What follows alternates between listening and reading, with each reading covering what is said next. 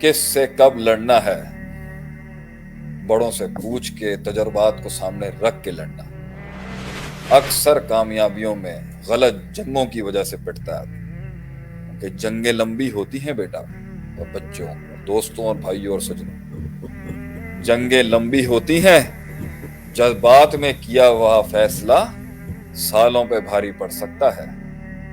دیکھ کے انگیج ہونا کسی کے ساتھ، ورنہ قول سلام، سلام کریں، آگے نکلیں، اگنور کریں اور منہ نہ لگیں اس کے۔ انگیج ہوگا، انرجی بھی جائے گی، لوگ بھی کھپیں گے، یقین بھی ٹوٹے گا، بلائیں بھی بڑھ جائیں گی، ریسورسز بھی ضائع ہوں گے۔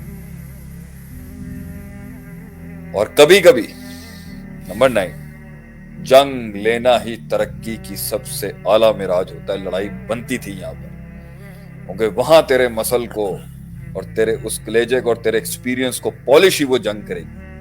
تو بڑا دکھ ہے ہماری قوم کے کچھ لوگوں نے جنگیں لی ہی نہیں، اور لی تو بڑی بے معنی اور بے ڈھنگی جنگیں لی۔ دشمن قداور سلیکٹ کریے گا، کیونکہ اس سے ہار بھی گئے تو اس کے کلیجے سے اس کا علم چھین کے لے آئیں گے آپ۔